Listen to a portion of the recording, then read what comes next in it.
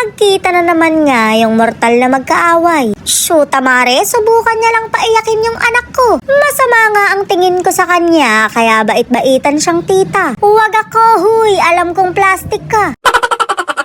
Kakain nga kami sa labas, kasama yung kapatid kong nuknukan ng bait. Sinama ko na rin si nanay at baka magsumbong na naman siya ng mali. Titingnan ko yung tapang niya kung paiiyakin niya yung anak ko sa harap ko. Iyon naman kung gusto niya lang maagang mamit si San Pedro.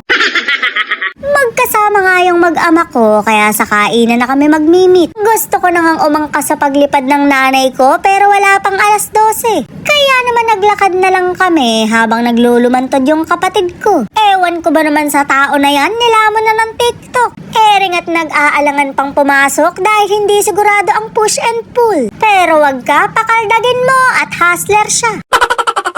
Umorder na nga kami habang hinihintay yung mag-ama ko. Kaso Mare, parang ibig ko na lang lamunin ng lupa. Nung nagsabi kasi ng order yung kapatid ko, naloka na lang ako. Fish fillet daw yung sa kanya, confident pa siya. Shoot, Mare, kabod na lang akong nakaramdam ng uhaw. Tagayan mo nga muna ako, nangingilo yung brain cells ko sa'yo.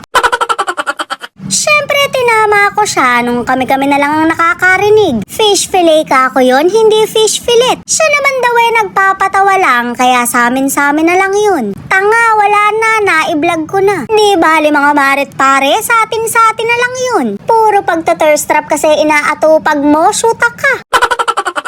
Nandito na nga yung bebe ko, kaya masama yung tingin ko sa kapatid ko. Huwag na huwag kang magpapauto dyan, gagamitin ka lang yan. Wala na naman kasi siyang views sa TikTok, kaya gagawang ka na naman ng content. Paiiyakin ka na naman yan para makahakot ng views.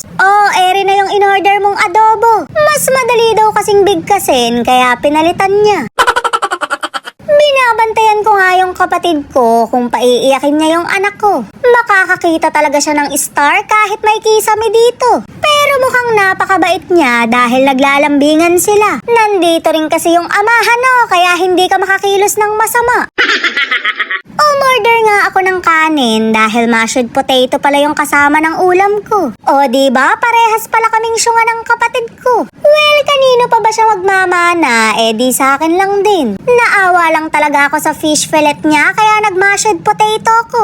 Ayan, hige, magplastikan kayo. Magbe-birthday kasi yung tita mo kaya inuuto ako. Hindi kita ipaghahanda, bahala ka sa buhay mo.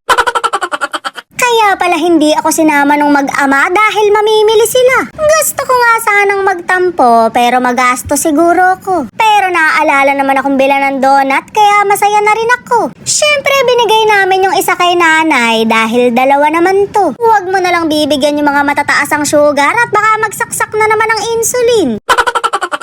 Mare, may ichichika nga pala ako sa inyo. Kabibili lang nitong tsinelas ng bebe ko pero nawala din agad to. Hindi lang to Mare, pati yung tsinelas na bagong bili ko. Nananahimik lang sa harap ng pintuan pero kabod na lang tinangay. Mukhang hindi na yata napansin na may CCTV kami sa bahay. Biruin mo nga naman, magka-size pa tayo ng paa.